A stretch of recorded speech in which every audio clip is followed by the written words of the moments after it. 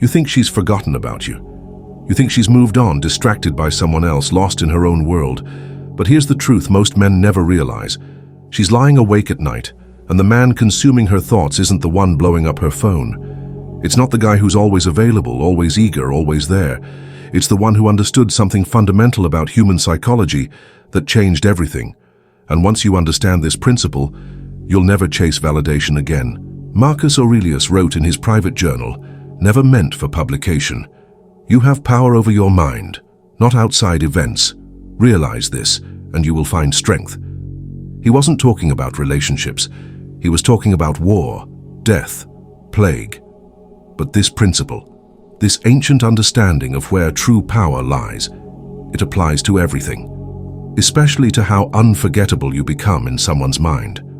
Most men operate from a place of scarcity. They think attention is love. They think availability is attraction. They think if they just show her enough interest, enough dedication, enough proof of their feelings, she'll value them. But the human mind doesn't work that way. We don't value what's abundant. We obsess over what's scarce. We don't think about what we have. We lie awake thinking about what we might lose. There's a psychological principle called the Zeigarnik effect. Soviet psychologist Bluma Zeigarnik discovered that people remember uncompleted tasks better than completed ones. Your brain literally cannot let go of unfinished business. It keeps processing, keeps thinking, keeps wondering. This is why cliffhangers work in movies. This is why unresolved tension creates obsession, and this is why the man who understands strategic absence becomes unforgettable. But let me be clear about something. This isn't about playing games. This isn't about manipulation.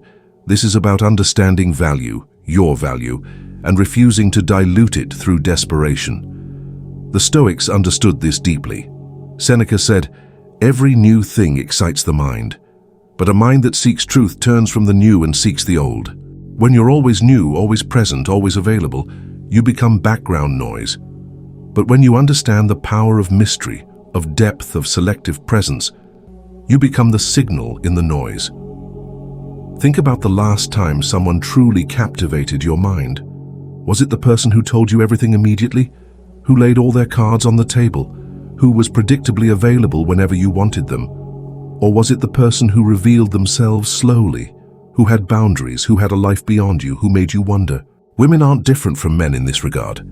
We're all human. We all have the same psychological triggers. The difference is that most men have been conditioned to ignore their own psychology in pursuit of female validation. They've been taught that their role is to pursue, to prove, to provide evidence of their worth. But real worth doesn't need to prove itself. Real worth simply is. Here's what actually makes her think about you at night. Uncertainty mixed with possibility. Not uncertainty about whether you're a good man, not uncertainty about your character or values, but uncertainty about whether she's fully captured your interest, whether she's earned your full attention, whether you're as invested as she is. This psychological tension, this gap between what she wants and what she's sure of, that's what creates obsession. The ancient Stoics called this preferred indifference, things that are nice to have but not necessary for your well-being. When she senses that you see her as preferred but not necessary, as valuable but not vital to your existence, something shifts in her psychology. Suddenly she's not the prize, the dynamic changes, and humans always want to be chosen by someone who doesn't need them but wants them anyway. But this requires something most men aren't willing to develop. Genuine self-sufficiency, not the fake kind where you pretend you don't care while checking her social media every hour. Not the surface-level kind where you play hard to get while dying inside for her attention. Real self-sufficiency, the kind where your life is genuinely full without her, where your purpose exists beyond her, where your happiness isn't contingent on her response. Epictetus, a slave who became one of Rome's greatest philosophers, said, "Wealth consists not in having great possessions, but in having few wants." When you need nothing from her, not her validation, not her attention, not her approval to feel complete, you become psychologically free. And that freedom is intoxicating to others. It's magnetic, because everyone else she meets needs something from her. But you're complete already. You're choosing to include her, not needing to include her. This is where most men fail.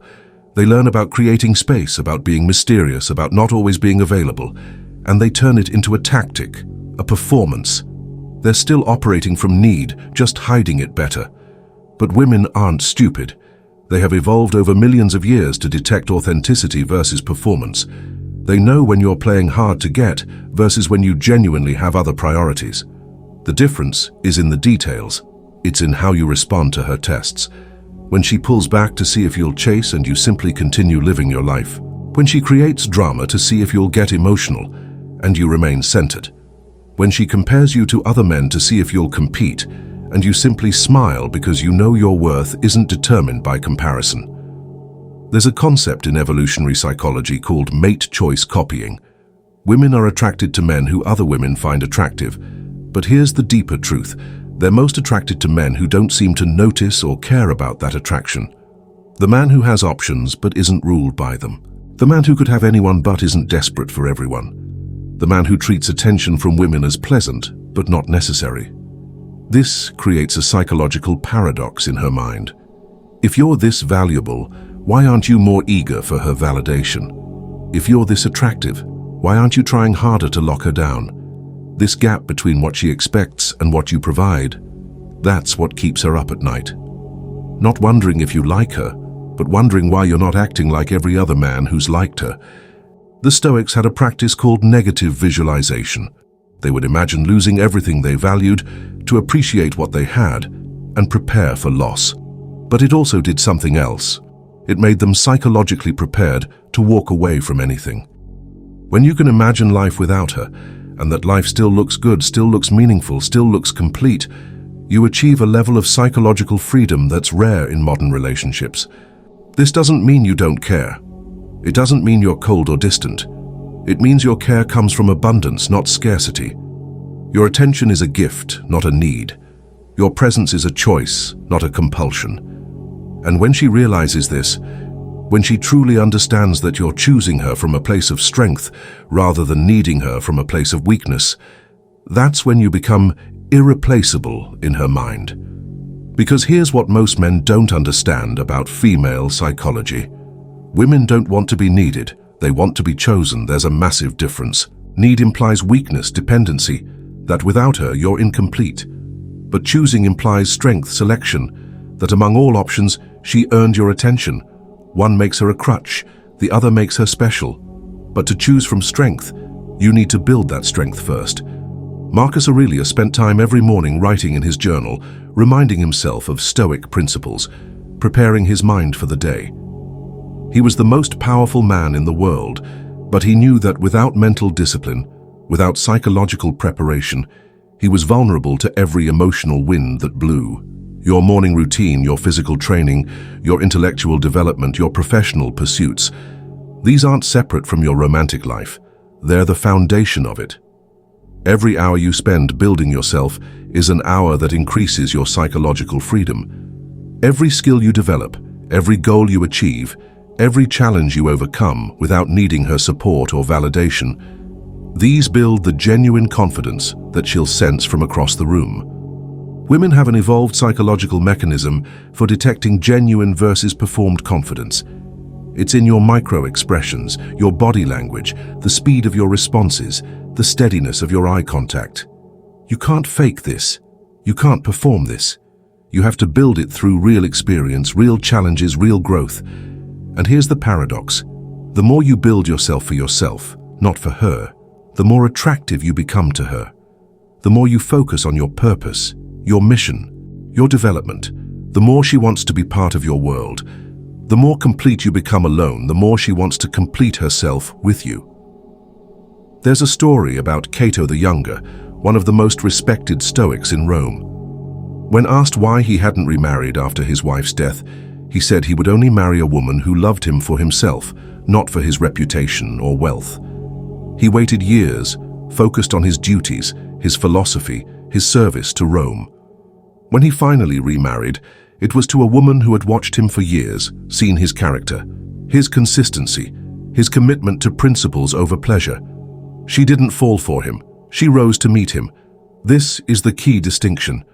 When you operate from your highest self, you don't make women fall for you through tactics or techniques. You inspire them to rise to meet you. You become a standard, not a suitor. You become someone worth thinking about, not because you've manipulated their psychology, but because you've mastered your own. The practical application is simpler than most men think, but harder than most men are willing to do. First, identify your purpose beyond women. What would you be building if no woman existed? What would drive you, excite you, challenge you? Find that. Pursue that. Make that your primary relationship. Second, develop genuine interests that have nothing to do with attracting women. Read philosophy because it expands your mind, not because it makes you seem deep. Train your body because you respect it, not because you want her to desire it. Build your career because you have ambitions, not because you want to impress her. When your development is genuine, your confidence is unshakable. Third, practice psychological preparation. Every morning, remind yourself that you are complete, that your worth isn't determined by her interest, that your happiness isn't contingent on her presence. This isn't positive thinking. This is psychological conditioning. You're training your mind to operate from abundance rather than scarcity. Fourth, when you're with her, be fully present, not because you're trying to impress her, but because presence is how you've trained yourself to be. When you're not with her, be fully absent, not because you're playing games, but because you have other things that deserve your full attention. This isn't a tactic, it's a way of being. The man who makes her think about him at night isn't trying to make her think about him. He's simply living at such a high level that when she's alone with her thoughts, her mind naturally drifts to him. She wonders what he's doing, who he's with, what he's thinking about. Not because he's created artificial mystery, but because he's genuinely mysterious. His depths aren't performed, they're real. She lies awake, not because you've manipulated her psychology, but because you've mastered yours. She thinks about you not because you're playing hard to get, but because you're genuinely hard to get. Because your standards are high, your time is valuable, your attention is earned, not given freely to anyone who shows interest. The Stoics understood that the only thing we truly control is our own mind. Our thoughts, our responses, our choices. Everything else, including whether she thinks about us, is ultimately beyond our control. But here's the paradox. When you truly embrace this, when you focus entirely on what you can control and release attachment to what you can't, you become the kind of man who naturally, effortlessly, inevitably occupies her thoughts. Not because you're trying to, but because a man who has mastered himself is so rare in this world of boys, pretending to be men, that when she encounters one, she can't help but notice, can't help but remember, can't help but wonder what it would be like to be chosen by someone who doesn't need to choose anyone. You want her to think about you? Become worth thinking about. Build a life so compelling that you barely have time to think about her. Develop a purpose so consuming that her presence is a bonus, not a necessity. Achieve a level of psychological freedom where you can walk away from anyone, anytime, and still be complete. That's not cruel. That's not cold. That's the deepest form of respect, for yourself and for her. Because when you finally choose someone from that place of strength, that choice means something. It's not desperate, it's not needy. It's a king choosing his queen, not a peasant begging for scraps. The night will come when she lies awake thinking about you, not because you engineered it, but because you engineered yourself. Not because you played with her mind, but because you played the long game with your own development. Not because you were mysterious, but because you were authentic. And authenticity is the deepest mystery of all in a world full of facades. If this changed how you see yourself, if this shifted your understanding of genuine attraction, comment, "I control my focus." Because that's where it starts. Not with controlling her thoughts, but with controlling yours. Master that, and everything else falls into place.